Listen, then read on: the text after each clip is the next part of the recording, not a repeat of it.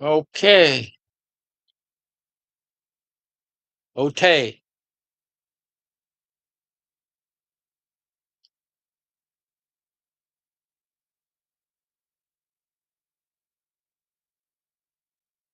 Righto. Here we are. Welcome to Wednesday Office Hours. I am your host, and I've completed a sort of reading through of the material. It is available in YouTube. I'm going to review this stuff. If there are questions, please ask them. Um, the point is, we're looking at Fujio Mitsuoka, Subsumption of Space, a theory of Marxist geography. Now, I know that sounds all very tedious on the one hand. On the other hand, it is sort of the basis on which things occur or happen. As I think you'll see in the material, if you've read the material, you'll see that it's the very basis for how we determine sort of territory or territoriality. And this particular chapter, chapter 3, sort of covers that. The contradictory character of space, Lefebvre pointed out, could be put into a dialectical order following Marx's concept of the formal and real subsumption as he put forward in the last chapter. So there's formal subsumption, and then there's real subsumption, and can't have one without the other. And the idea of subsumption, of course, is to uh, situate oneself in this place. So this dialectic proceeds two phases: formal subsumption. Here, as society deepens its relation with physical space, an increasingly hostile and contradictory relation develops between them. That is, between society and physical space. And it is formal in the sense that uh, it's sort of there, but not fully realized, so to speak. Two phases. The first phase is the formal subsumption of space. Second is the real subsumption of space. Eventually, quantity transforms into quality. That is, the space and society that exist to each other on sick, as such, shall lead society to translate or to transcend, lead society to transcend this contradiction purposefully through transforming the physical space itself. And so that's the process of the real subsumption of the space, what geographers and sociologists refer to as the production of space. This goes to Lefebvre. This is an attempt by society to transcend the contradictions of the space formally subsumed. So there is a diagram that accompanies this particular chapter, and in the prior chapter, we had a little sense of the geometry of the space rather than the geography of the space, and this idea of pristine absolute space that features a kind of isotropic homogeneity and infinite contiguity. It has a homogenizing effect. The homogenizing effect has positive and negative functions.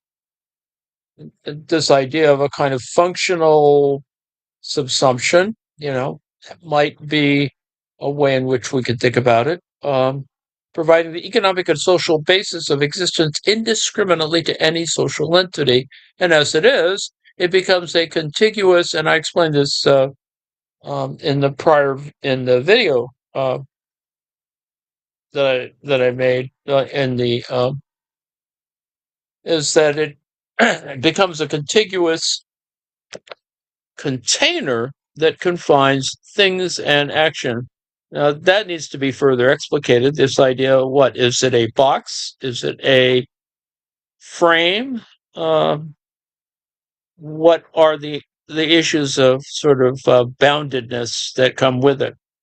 And in terms of negative functions, the effect of homogenization unintentionally combines economic agents and social group members. Hence, there are externalities created, and there's negation of the uniqueness of groups. So you have things that interact and that have become complicated in this. This is the negative aspect of it. And so there is a need to negate homogenization. And the bounding produces detached territories, and therefore ensures the independence and uniqueness of state power, market entities, social groups, etc. So what we're talking about here is a general theory of how you create territory, how one creates sort of a sense of the space itself, how it is, as they would say, as one might say, socially constructed. So now, this is from further on, but I wanted to show the diagram or the equation early. So this is a circuit of production capital, and it should seem familiar to you. It is the difference between CMC and MCM, and you can see one capital defined in this way in an equation and a crossing in this other equation. And what we see here is the equivalence of profit, that is M prime, and C prime as a commodity, constructed from means of production and labor. So capital, there is a capital A and a capital B, and you can see this is a slight, as you might think of as a shift. This is the whole business of a circuit. Defining a circuit is that, it's never all there at once. It is always sort of moving, as they say. A productive center is not static in that sense. It is always dynamic. So capital A, capital B. And a diagram exhibits two lines that intersect. The top line is labeled P, C prime, M prime minus C, P, open bracket, capital C, close bracket. Bottom line is labeled C dot dot dot, C minus C, et cetera, et cetera. That's to describe it as it is. The dot dot dot doesn't make really any real difference. In fact, probably confuses people. The point is that you have these sort of production, a circuit of production. You could describe it, in fact, as two production functions, but you shouldn't go that far. Anyway, so chapter 3, absolute, and we'll get to that. Absolute space, Fujio Mizuoka, and this is the outline of the particular chapter, and I've already done this in the tape and on the video. So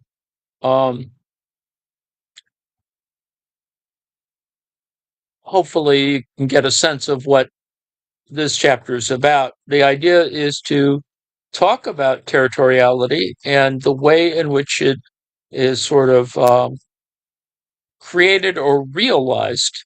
That is, how is it that we define borders, or what might be called borders, and the fact that they call them borders defines also how we think about territory.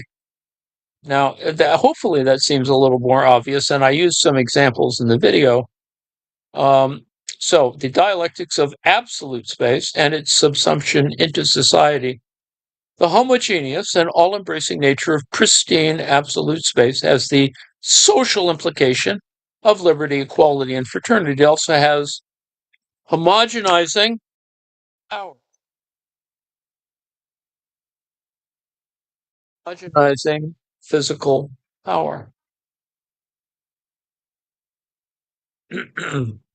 This nature of absolute space works negatively and thus functions adversely to a society based on separation and discrimination between different social groups and exertion of power over the subservient groups.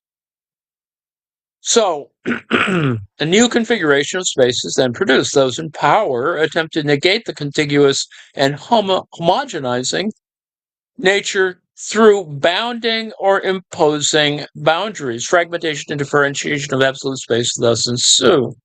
So, this idea is that there's a space there, and that there is something that, how it functions in a kind of dynamic way, but uh,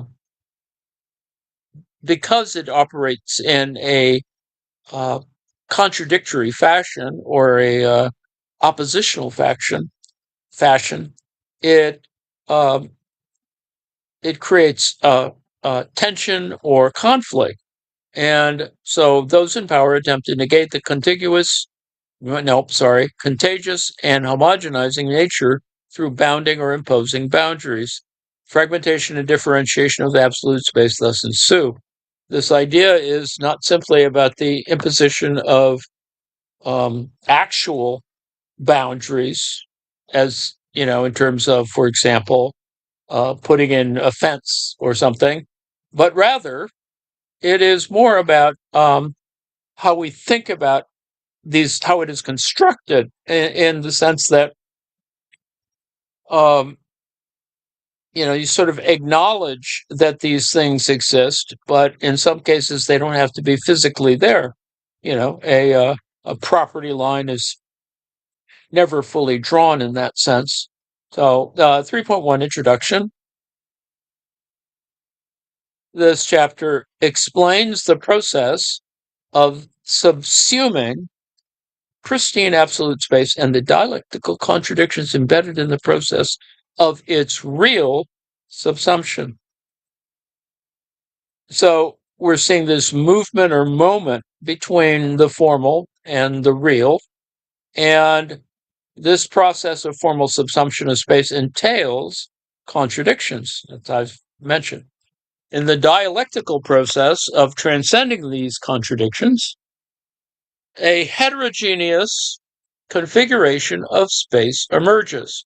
Since society has its own power structure of domination and subordination, the configuration thus produced inevitably incorporates the power of domination to contain the contestation.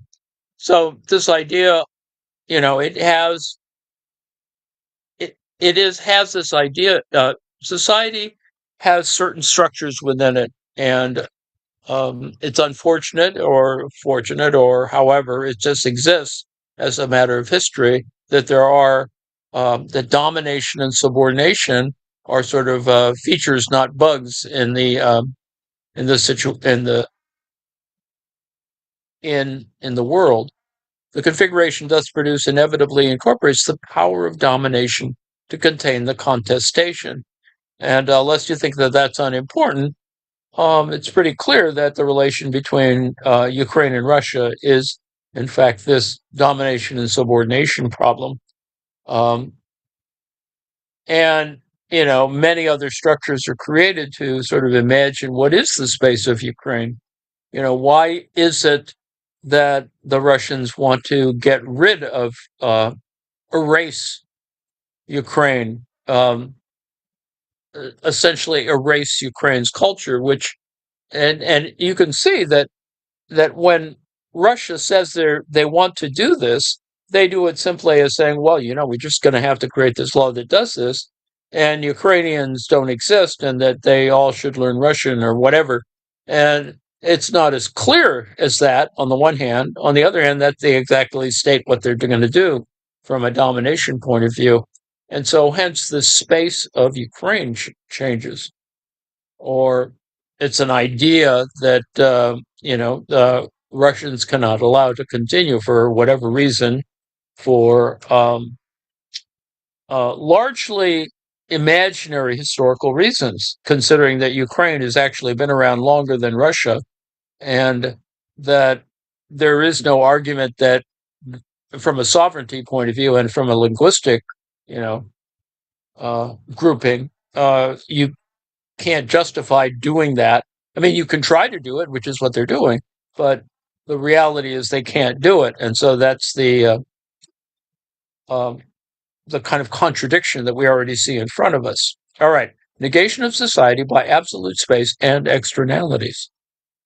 A, Section A, the use of absolute space by the body and society, the subsumption of pristine absolute space by economic and social groups and subjects involves three moments. That is, first, bodies occupy space, and so you have, you know, um, sort of this idea of existing in space is actually pretty important or absolute if if you have the consciousness of your own body, etc. It's phenomenological in that sense. Produces itself in space. It also produces that space. So, in other words, you produce the body senses itself in space, but because it is doing that, it also produces the space itself.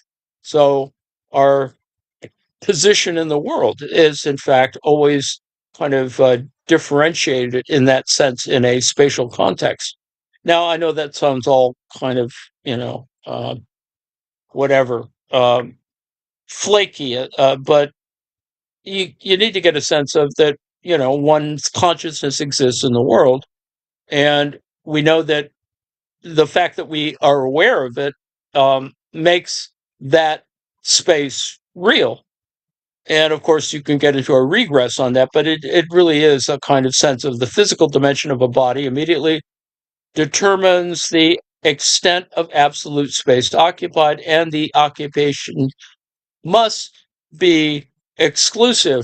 And without going into a whole nother set of discussion about Foucault, etc., but it is that basic, bodily awareness or awareness in space that it is a guarantee that we exist in, that it's not solipsism, that we exist in a society amongst other folks, etc. Now, second, so three moments. The first moment was occupying space. Second, the development of bodily energy generates the action of the body with its spatial scope and necessitates the extension of the area in which the energy is exercised and the extension of space occupied. So it's not simply the awareness of space, but it is also this idea that, one operates in that space, the action of the body, spatial scope, and necessitates the extension of the area in which the energy is exercised and the extension of space occupied. How and to what extent a social group is involved in subsuming absolute space depends on the technical conditions of the group occupying its space. Space that cannot be utilized under this technical condition is left without being subsumed. So that may seem a little tautological, but it is this idea that not only are you aware of the body, but you also are aware that that there is something that motivates all of this, the life itself in that sense. And anyway, space that cannot be utilized under this technical condition, that is the technical condition of this extension in space, is left without being subsumed. Third, to make the occupation of a piece of absolute pristine space solid and perpetuating, the groups must aim to occupy a piece of space with considerable density, have intense interactions among the members, and the area of the space must remain uncontested by other social groups. So the idea here in the third moment is to establish, position in space. Um, that is the difference between the dominated and the not and the subordinated is kind of defined in many ways by that. If one can, it would be nice if everything would be sort of homogeneous, but it's not perfectly homogeneous. There are differences. All right. Intense interactions among the members in the area of space must remain uncontested by other social groups. If the social integration of the members within the domain is weak and the area of space is only sparsely filled, then the marginal reduction or expansion of the frontier. Now, this concept of the frontier, is not so physical as it is conceptual. It is an abstraction, much like our other discussions have been. That is, when you think about Marx, you're thinking about all of these different degrees of abstraction. And so we're gone beyond the idea of a sort of labor being exercised versus labor power being commodified. That is, there is the capability to work, and then there's the work itself. And you can differentiate the two. In fact, that's how one exists in space, is there's this system or series of potentialities that are at work. Anyway, if the social integration of the members within the domain is weak and the area of space is only sparsely filled, then the marginal reduction or expansion of the frontier may not bring about large social and economic consequences, but vice versa, the consequences can be large. So the interactions can have major scalar kind of consequences. So here's section B. Social properties of pristine absolute space. Pristine space is initially, now, pristine space, it sounds a little cosmic or cosmological even, but the idea is it's an empty space, a space that is primordial, a container ready to receive fragmentary contents. Now, it's important.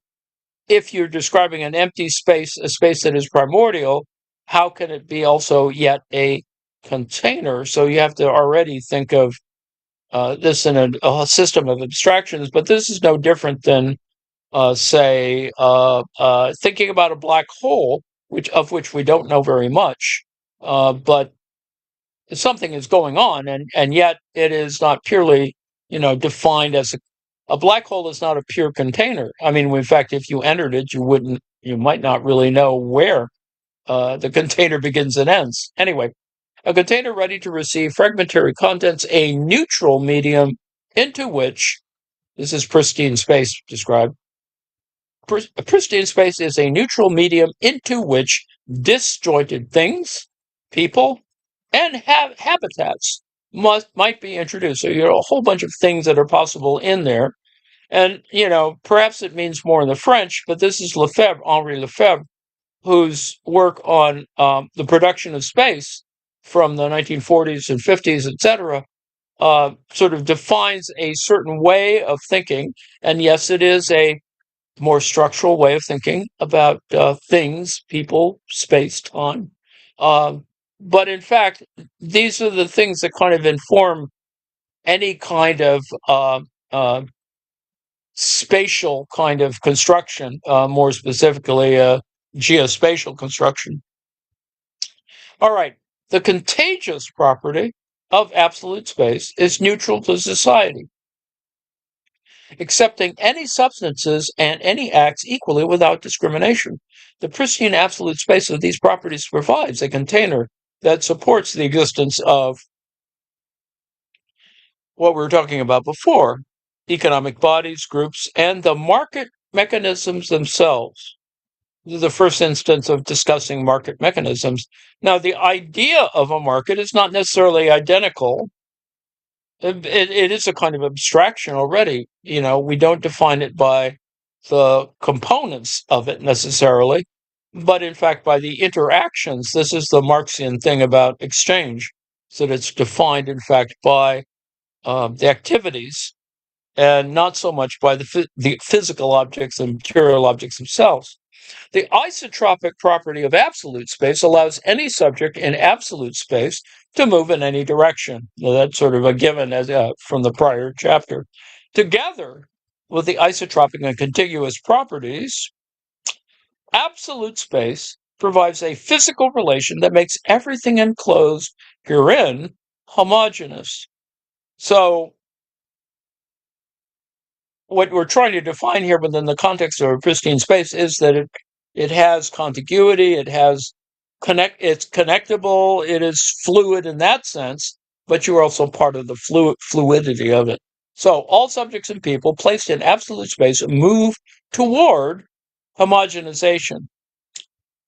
Homogenization, the only thing that we remember is that homogeneous milk is not the same as pasteurized milk, but there is this underlying idea, that it is a kind of fully integrated thing, without getting too crazy about it, a kind of totality. The properties of pristine absolute space generate unlimited connectivity, which offers a physical potential to strengthen the dominating class, yet also to empower the subordinated people. In other words, the constituents within the space sit in a kind of, it is how we define a kind of how society is constructed. And in the Marxian sense, or in the Hegelian sense, you have integration of people, and they're not all the same, and it's dynamically constructed from all this kind of interaction. So you can have a dominating and a class and a subordinated classes. Now, this idea of class even is problematic, and we'll see. You don't automatically go out and decide, okay, well, this is a class or whatever. Rather, it is simply things happen, they're groupings, people aren't fully aware of that, and you can go into a whole philosophical thing about it. But for the moment, assume that we're talking about a space in which stuff happens, and there are people, there's subjectivities of one kind or another, and they're organized in various ways. So the connectivity and concomitant homogenization in contagious space would eventually create convergence and equilibrium among the members, agencies, or economic variables across space. So together they have sort of social implications, particularly around this idea, the concept of the Gesamteigentum, and probably pronounced it wrong, Gesamteigentum, and the significance of commons to society. Indeed, in a positive sense, the expanse of absolute space is a basic existence condition for all economic and social groups. That seems to be rather given, right? There's, it has to happen somewhere. It happens in space of some kind, hitherto not fully defined. It universally encloses all objects and provides a physical foundation for all objects, subjects, and social relationships. So there is something locational, perhaps, in this space, or physicality in this space. It provides human subjects and groups with a container for any phenomena, including the physical equipment necessary for production, living, and leisure of the human body itself. So it's not so much the physicality of a container, but it is this idea of containment, or holding things together. It also serves as a container of social relations. These are the next step: the political apparatus of state and the macroeconomy. So, in society, we have not only ourselves, but we have a whole bunch of things which are not quite as uh, concrete or physical, but we know that they sort of control our lives in various ways. The existence of money, you know, the weather, other stuff is out there. Absolute space thus physically supports production activities and the existence of a state apparatus. Now, that's that question of container of social relations.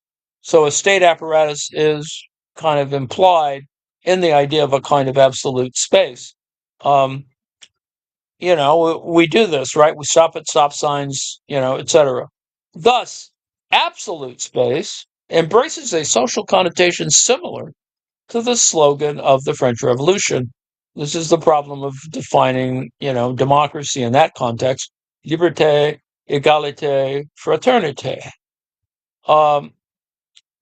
And in fact, it's very French in the sense that, or it's actually Kantian, but or Cartesian, where you can think of this sort of whole thing put together.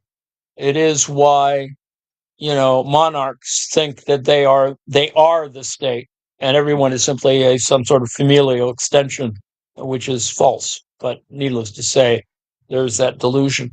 C, absolute space comes into contradiction with the social structure. So, social structures exist. There's an absolute space. There's contradictions. Stuff. It's dynamic in that sense. It's equilibrating in that sense as well, but we'll get to that in a moment. The equalizing property of absolute space can disturb existing social relations.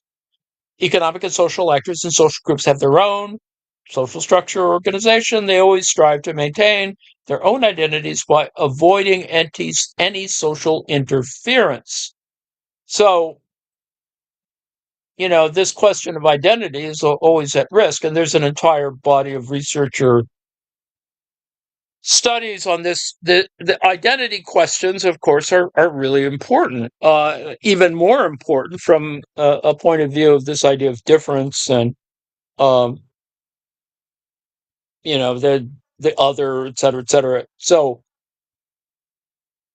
avoiding any social interference. The structure and property of society must therefore be defended from any disturbance by other entities or groups. So, we're already talking about one society, but there are other that is consists of many different groups. Society consists of these groups, right? It's pretty simple sociology. The tendency of absolute space towards homogenization of objects and social relations. So, we're back to the Marxian categories. There are objects out there, but there are also social relations which define those sets of relations.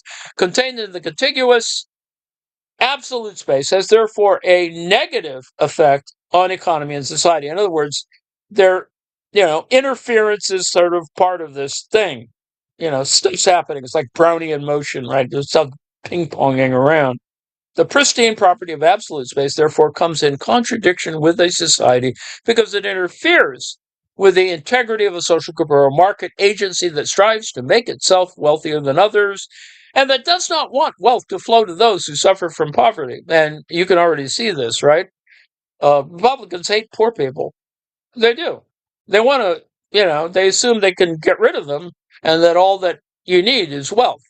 But the fact is, they're there and they have rights and et cetera, et cetera. And I suppose if you wanted to wipe them out, you could try. And in fact, that's what they're trying to do now is, we'll take away all your health care and you'll just, society will get smaller and then there will only be the elite, right?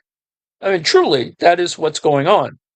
It's why they like pandemics in that sense. And it's very Malthusian in that sense as well, but that's a whole other thing. Interference in absolute space threatens the property of the subject or groups and eventually leads them to collapse. So interference in absolute space threatens the property of the subject or groups and eventually leads them to collapse. So this fulfills this idea, this notion. It's a Marxian notion, but it's not so Marxian in the sense that it's not a bad idea to think about. Well, crisis, confrontation, conflict, kind of a regular part of the way people exist in the world. There's fights over resources, fights over access, as we'll see, etc. Here is a contradiction between the tendency of absolute space toward physical homogenization, and the intention of the social subject classes and groups which want to maintain property, power, and integrity.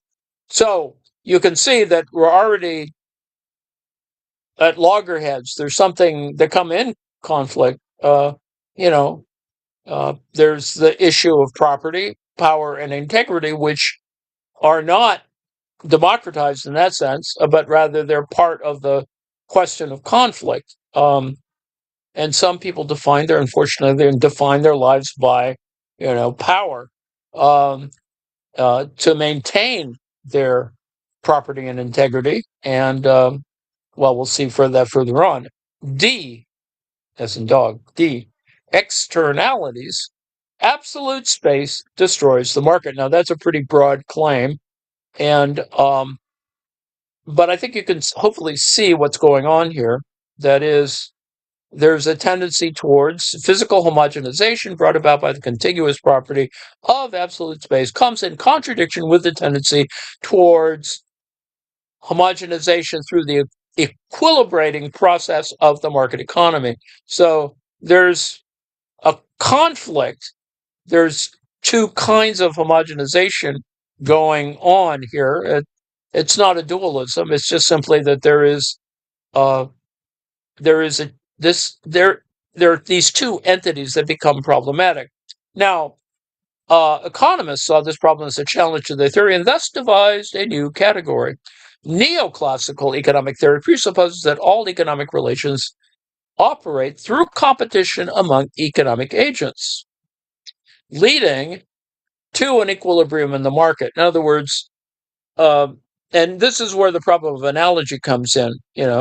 What an equilibrium is, just thinking of it mathematically, is not identical to what actual equilibrium might be in a kind of, homogeneous, in a continuous world. What does that mean? Well, the fact is that economists talk about, or neoclassical economists particularly, talk about equilibrium, general equilibrium, etc. But it is much more complicated than that, particularly existing in the world of in nature.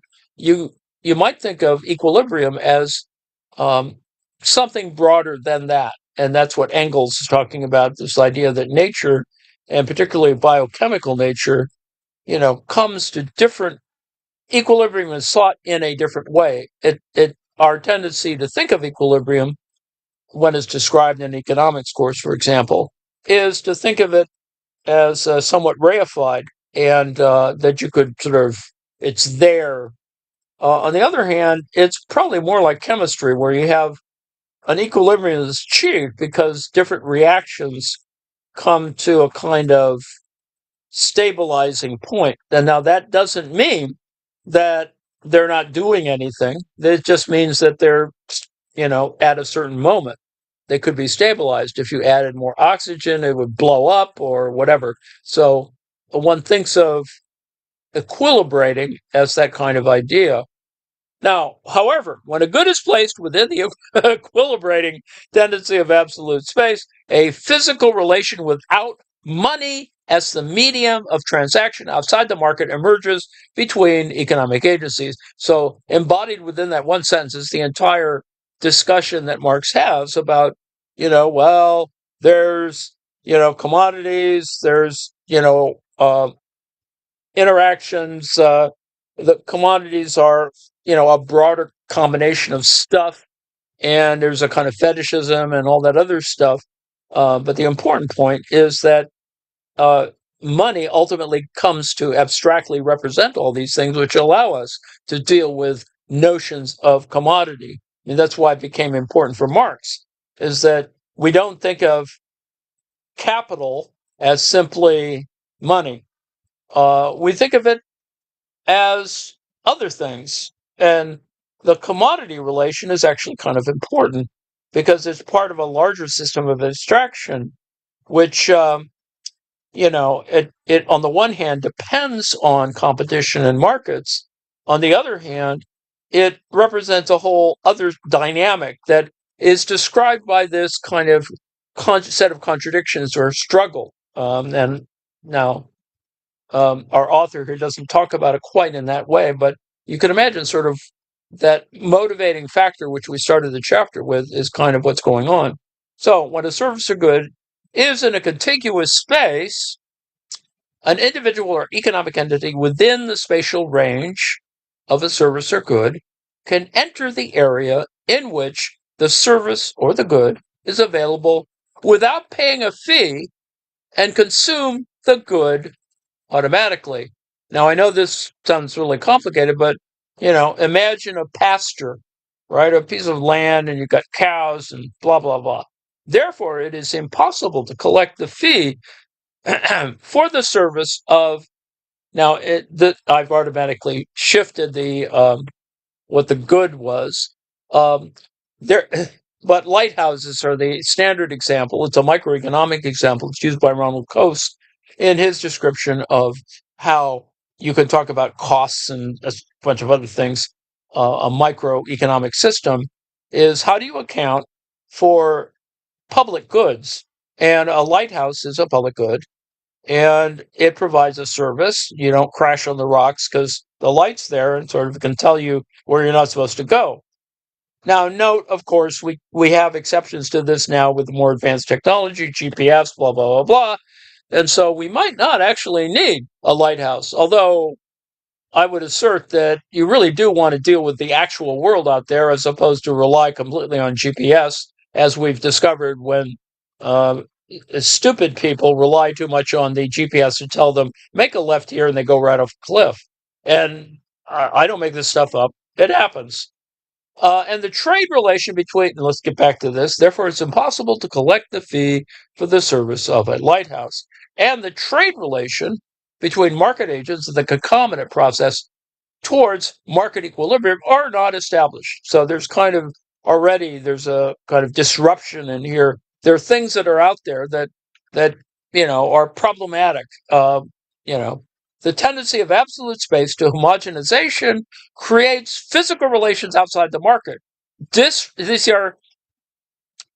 how you can describe the kind of common thing in microeconomics on externalities. So, but without getting into the jargon of it, there's stuff that's not quite, there are physical relations outside the market disrupting the equilibration process of the market economy through competition and gives rise to market failure. This is a key element in,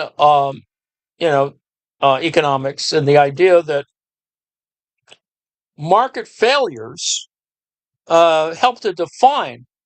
And in fact, with all due respect, they do define how an economy operates. That there is some, within the context of competition, some necessity for markets to fail. And uh, it's not unusual that markets fail all the time.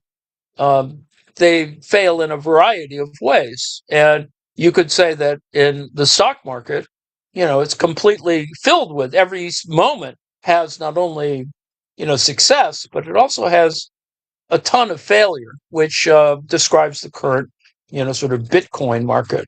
It's designed for failure. Anyway, economists identified this contradiction and called it an externality, right? A commodity of specific property called public goods. This is very standard in the literature. You don't have to be a Marxist or whatever. This is standard neoclassical stuff. Called public goods has been set up to deal with this contradiction, which the economists call market failure. In other words, the distribution of stuff is, it would just be harder for us to deal with a world where there weren't public goods like roads and stuff, right? If we had to, I mean, and we may wind up in that state where we don't have an electric company, an electric utility, and we're all sitting there with our little solar panels and power converters and batteries. And you don't need an electric company, you just have your battery. Now, you can imagine how coordinating things could be a little more complicated. And, you can see it. So,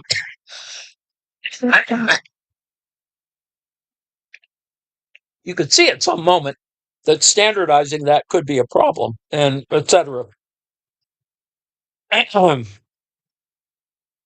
Consider the socio-spatial externalities in the relationship between a sailboat and a lighthouse, which is a seminal example in textbooks of public economics.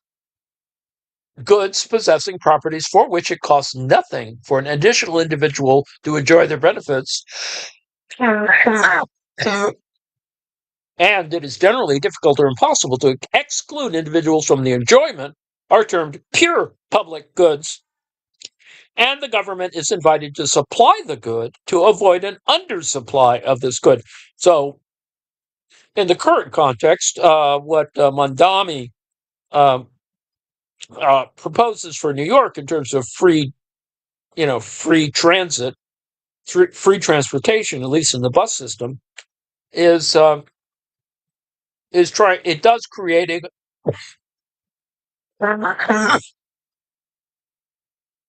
it does provide a public good, and it really doesn't matter how many people.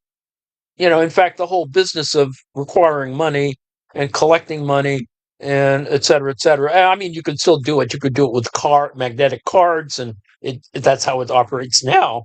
But why bother with magnetic cards and money when it's, pretty much a public good? And by charging money, you, on the one hand, support the monetary system. On the other hand, you have a bunch of people who are, in the purest sense, free riders, whatever. Okay, anyway, operating the lighthouse incurs expenses for construction, power, maintenance, labor, and so on. On the other hand,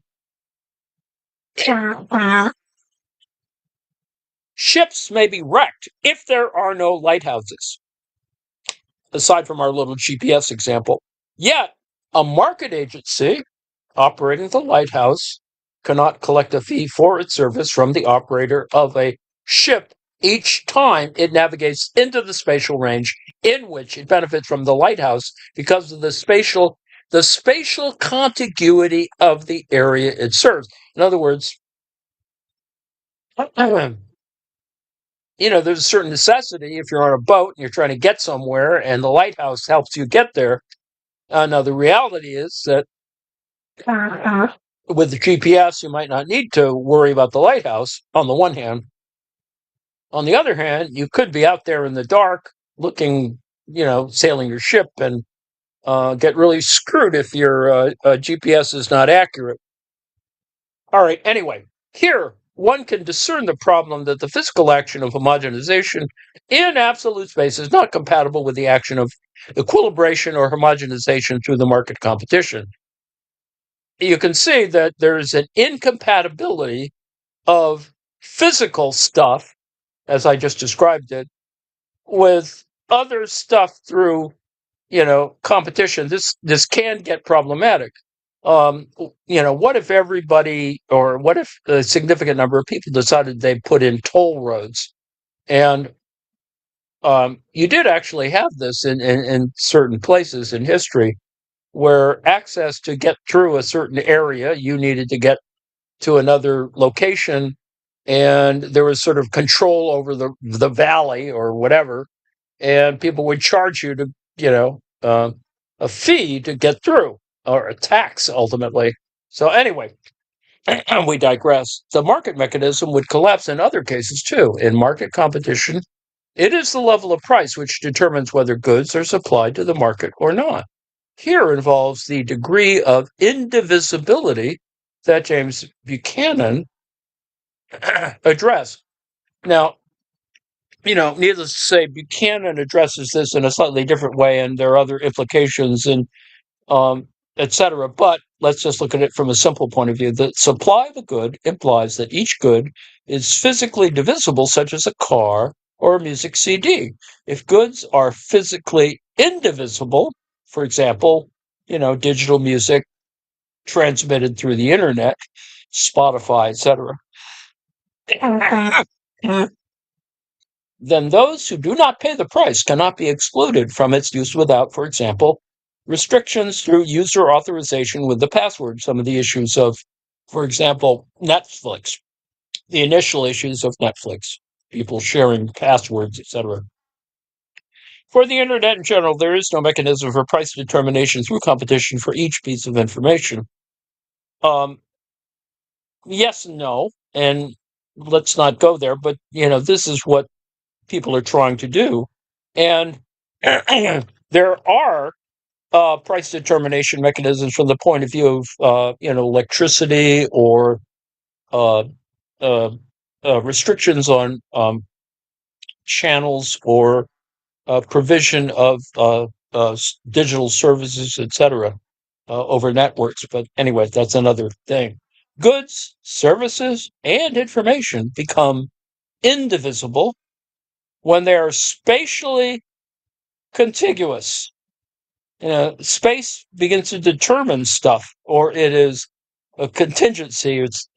Spatial contiguity is this sort of it's what holds this together and makes it problematic in terms of divisibility,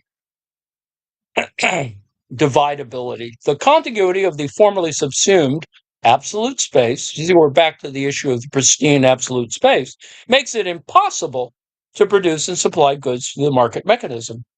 So there's already loggerheads, the conflict. This is the clear manifestation of the contradiction created by the contiguity of absolute space in a society with a market economy. And lest you think this is unimportant, this describes the differences or the emergence in terms of feudal society and capitalist society, or urbanization in that sense.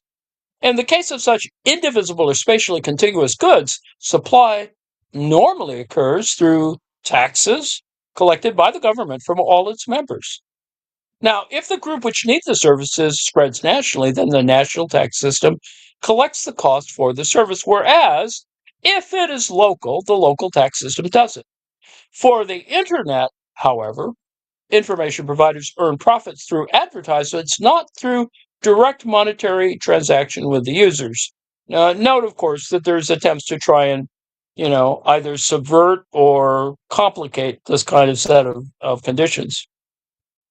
To save the market economy, market fundamentalists have taken up the disturbance to the market system by the indivisibility of spatial contiguity and physical power of equalization and addressed it in the famous Tragedy of the Commons by Garrett Hardin.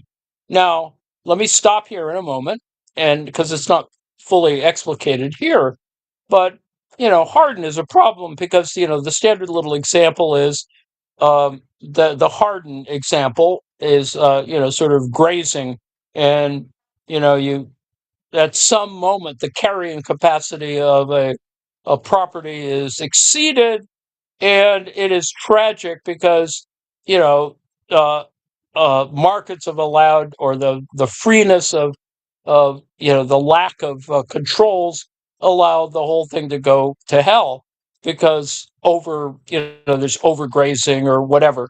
So while that is a allegory, a metaphor for the economy, we also know that Garrett Hardin is defining this in a kind of free market sort of thing. And Hardin himself is, with all due respect, has certain discriminatory elements. He is, in fact, accused of being a racist in that particular context. So the tragedy of the commons is sort of a interesting idea, but in reality, it doesn't quite work that way. And yet, it is a dominant kind of whatever story fiction that uh, that accompanies this idea that, well, we can't have collective things because nobody, people are not responsible or whatever, and the market doesn't self-regulate in that sense. So the problem of the commons can be solved unless public goods are created only by denying the existence of a contiguous space called the commons and dividing it into closed individual slots. So that's the whole business that this whole chapter is tried, sort of say to say why can't we have good things? Why can't we have nice things? There is this imposition of property relations, or division. And we can go back to the examples that we've used before about enclosure, uh, um, after bringing on essentially the end of feudalism. So, so 3.3, types of territoriality produced through the subsumption of absolute space. There are two types of territoriality produced through the subsumption of absolute space. That is, functional space, Wirkungsraum, literally functional space in German, and action space. Now, two types of territoriality produced through the subsumption of this absolute space. Now, this difference between functional and action is actually kind of important, and it resembles, with all due respect, the difference between structure and agency. And let's not go too far on that line, but it's kind of what it does. So, Wirkungsraum, or field of employment. Absolute space embraces any subject or object without distinction and welcomes it amicably and warmly. In this egalitarian freedom of absolute space, a subject occupies a piece of it and encloses it such that all economic and social entities need the exclusive occupation of a plot of absolute space on which it stands. So there's, there's this sense of fixity. This type of bounded space can be called, after Marx, the field of employment. Functional space. The term field of employment derives from Marx's passage in Capital, quote, "The earth itself is a universal instrument, for it provides the worker with the ground beneath his feet and a field of employment, locus standi, for its own particular process." This is in Capital Volume 1. The connotation of the term field of employment could be expanded to a generic concept referring to a part of the Earth's surface, or exclusively bounded space in general. Now, without going too far afield, you can imagine how problematic this will become. I mean, we have this existing on terrestrially in the problem of, as I've pointed out in prior yammerings, questions of, sort of ownership of airspace or air rights. Whole system of rights is problematized in similar ways. But anyway, so back to this. The most fundamental reason for the existence, for the necessity of Wirkungsraum, lies in the sheer size of the human body. So scale is important here, right? The human body, which shoulders economic and social activities, has a certain spatial dimension, for the most part, unless you're Andre the Giant or, Billy Barty. If humans were as small as ants, then their homes and lands would be just like a child's toy. Correspondingly, the Earth would seem much larger to the ant-sized human. Hence, Marvel Comics or whatever. Anyway, a family needs minimal living space as quantified in terms of modular units and speed of access. Likewise, minimal facilities and a programmed environment. Now, this all seems nice and calm and, sort of well organized. On the other hand, you have Nazis who need more quote unquote Aryan living room, a living space. And, needless to say, a lot of people died in that activity in World War II. So this space must be occupied only by family members, either nuclear or extended, because a family is the fundamental social group generated out of the biological process, and kinship ties require strong privacy. A family needs their field of employment too. This is that whole business of, It's rationalizing concentration camps and blah, blah, blah. All that stuff is about certain feudal constructions, kinship relations. What is a pure German? If you want to go to the Nazi business. And in fact, it exists, even now, right? You have idiots who, in this particular democracy, and they sit in a room and say, well, these people shouldn't be in our country, or whatever. Um, and what's the reason for it? Well, no one went to nobody in that room asked him the next question. Why do you hate the Somalis so much? They sort of asked that, but they didn't pursue it further to get to its actual implications, and no one's holding him accountable for it as well. But anyway, for work, an employee needs at least one exclusive desk space to work efficiently in an office. Space for, and now note, of course, there was a desire to create a more generic working office space where you would have, you wouldn't need a space, a kind of place for yourself in a work environment. Rather, and in fact, having that kind of space is about privacy more than about efficiency. But anyway, so the exclusive desk space, in other words, they tried to create offices where you didn't matter, where you could use any workstation. And in fact, we've created those kinds of relationships with the use of software, et cetera, et cetera. So that's evolving as well. And needless to say, it becomes more exacerbated during a pandemic, et cetera, et cetera. Space for installing machinery and equipment is necessary to carry out a production process. In agriculture, arable land on which to grow crops must be exclusively occupied. Recall Ricardo. For outdoor recreational activities, skiing and golf need to occupy the space for ski runs or fairways. But note, of course, and there's differences in, how much we can afford, how much you can afford access to these such activities. Now, we really don't need that in terms of actual skiing and actual golf, because initially these activities in their historical context didn't really sort of recognize boundaries. But anyway, in other words, cross-country skiing, you use it to get someplace. And golf, as a leisure activity, I suppose, in its initial Scottish form, you just driving the ball way the hell over, and really doesn't matter because you're driving it over, long distances. But anyway, the examples given above intend to illustrate how space is occupied with exclusivity.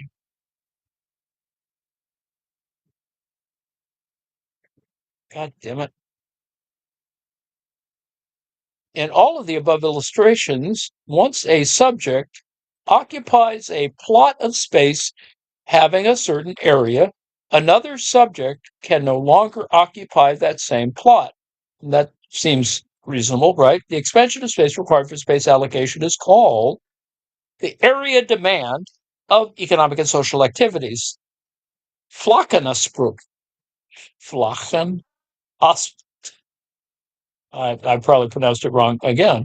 In German social geography, the need for Wirkungsraum, also, functional living space, functional space, also applies to the state power. According to George Jelinek, a German political scientist and jurist, the three fundamental elements of a state are state territory, state power, and the people. So the important issue here is that power, defined as something relative to the state, territoriality is part of it, and then, of course, people. A state can exercise its power only when it secures its space or field of employment, functional space, etc. Additionally, space is an essential condition. It just comes with the social relations. You can't have a relation not in space, right? And I mean, you could, and yes, we can get into the psychology of it, but really, we're this thing, we're kind of talking about the world. In a market economy, for an economic agent to acquire the title of Wirkungsraum, the agent must bid for the right by bidding rent by money and pushing aside other entities. Here, the title to the Wirkungsraum is determined by the power of money. Okay, see, so as we were talking about before, you could do things without money, but money creates its own kind of structural thing. Given the cost to occupy space, the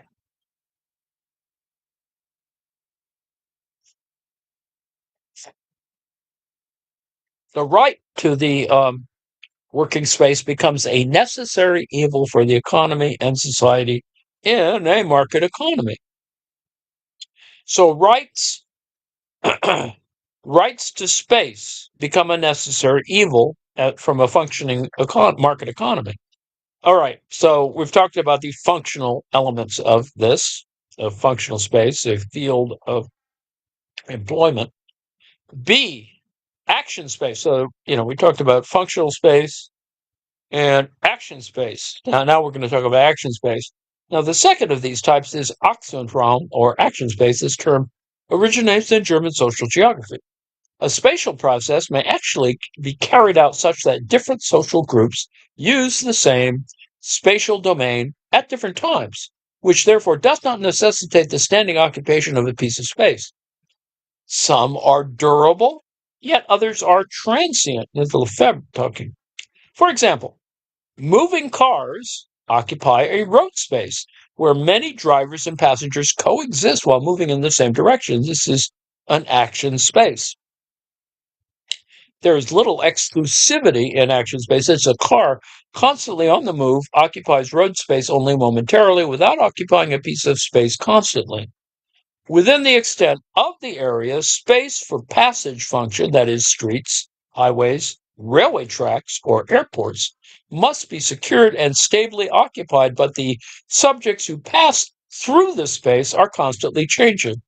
The space for traffic and communication which is not occupied continuously by a specific subject is called right of way.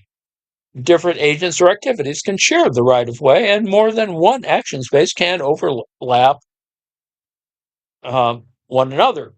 However, the action space presupposes the right of way available to the general public, or space not occupied exclusively by any particular group or individual. Action space in itself does not have a fixed boundary, but its limit is delineated solely by a physical constraint. That is a distance decay effect. Robert Sack talks about this. Therefore, excludes action space from his definition of territory by stating that it is simply descriptions of the geographical extent of activities in space. Therefore, action space involves no political power that delimits the extent of the territory. The limit of action space is delineated not by the dominating power, but by physical distance, which is a property of pristine relative space before subsumption. For example, commuting area, that is an area where workers move between places of working and living, has a roughly circular shape with a radius of about 50 kilometers from the metropolitan center. Now, that's sort of standard, geography sort of thinking about this.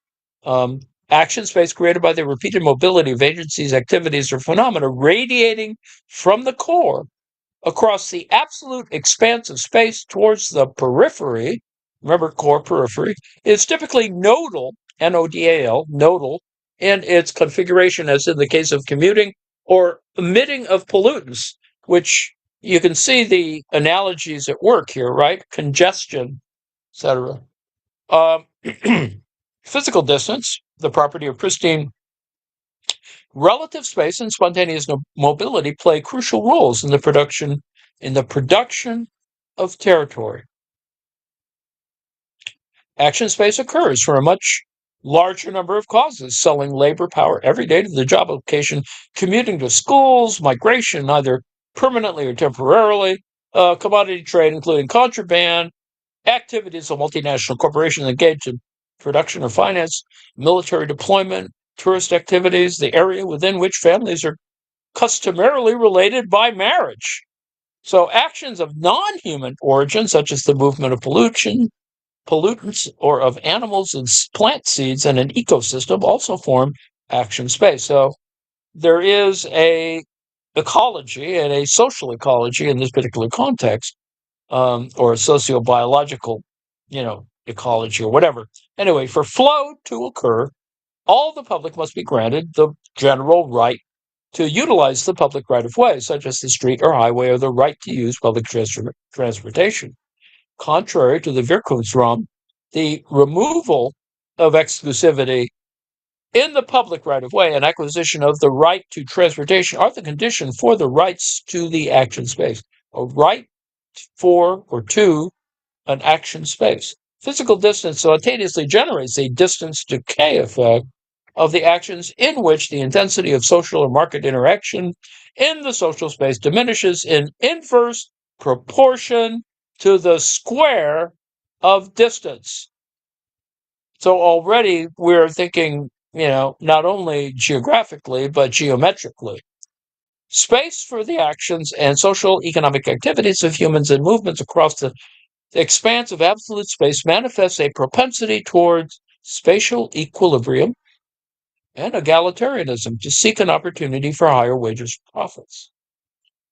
The movements of the body or physical substances in each action space have a unique spatial range depending on the nature of the substance, and trips as assumed in central place theory, where the spatial ranges of goods are determined by the order of goods, with higher order goods commanding wider action space than lower order goods.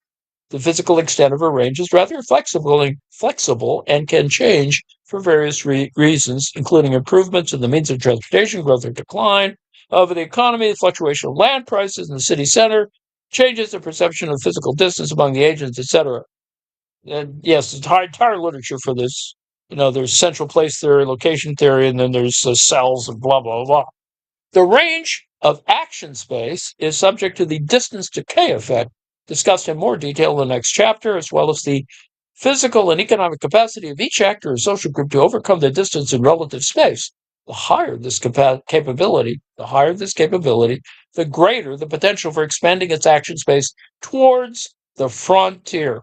Now, if it's low, then the distance decay effect attribute of relative space hinders the spread of the frontier. Note, the frontier is not so much a thing as palpable as one might think. The frontier is, is something out there. It's, out there. It's the edge, whatever. The strength of the distance decay effect, and hence the extent of action space, then depends on the disposable resources of the subject or group occupying the territory, and the labor or disposable income that be allocated to overcome the distance. The range, therefore, inevitably becomes specific to the income levels of the social groups.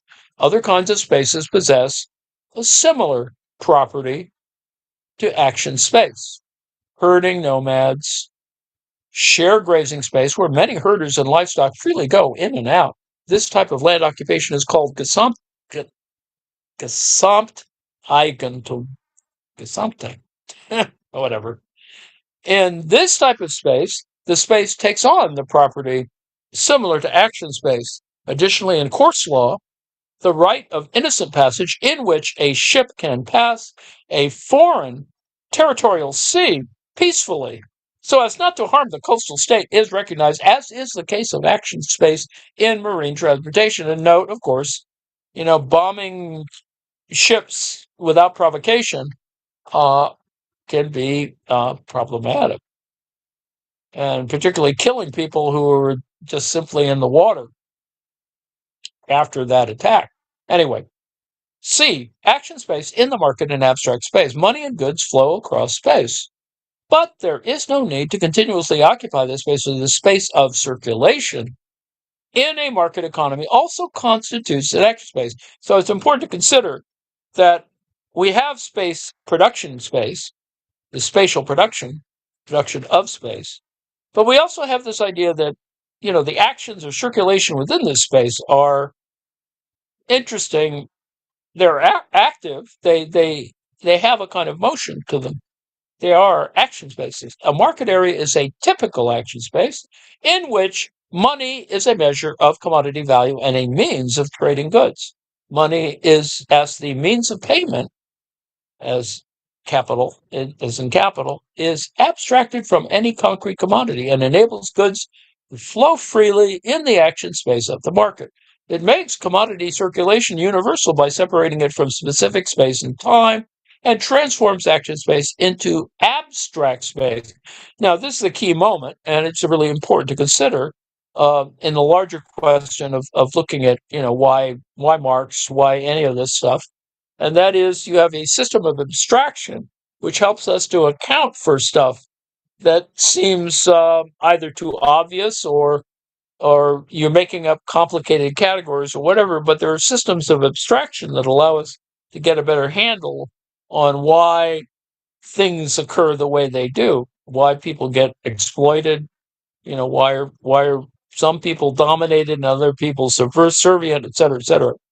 Money as the means of trading goods makes barter unnecessary.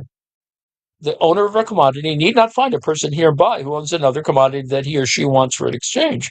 In an abstract space, concrete labor, such as clothing production and steel production, invested by respective economic entities, are all abstracted away with a universal price, which is impersonated through embodied human labor. All the concrete attributes of production evaporate. This is kind of an interesting way of talking about this. How you can abstract away certain ideas about concrete labor. And this does get into the congealment thing, but in a slightly different way, which is good. The position of production is one such attribute that is to disappear. In this way, the action space of the market, consisting of the networks of innumerable flows of commodity transactions, stands before us. It actually doesn't stand before us, but anyway, it stands before us as an abstract space or absolute space without the properties of location, individuality, and concreteness of economic entities. But do they? That's an interesting question and worth arguing about. The ideology of the market economy, which supports abstract space, is homologous to the ideology of the French Revolution, which supported the right and freedom of businesses of le tiers-état, consisting of merchants and handicraftsmen. It's a whole question of accountability of this sort of betweenness of roles, etc. Similar to the current issue that, apparently these geniuses who've taken over our country don't really care about small business ultimately, or it is about failure, and small businesses do fail at a higher rate, of course. But anyway, this freedom in the market is manifested in the market competition equilibrium using dollar bills as balance. Thus, the nature of pristine absolute space is homologous to that of the abstract space of the market, which has the universality of abstract human labor. So he's trying to bring all this back again, this idea that these abstractions exist, or that it is possible to treat these abstractions as concrete. I note from the time that I've gone probably over time, and I've got a lot more to cover here. But let me suggest that we can stop at this particular peculiar moment. And if there are any questions, I will answer them. If not, I will thank you very much for your attention. Sorry for my coughing. And we will stop share and then stop the live stream.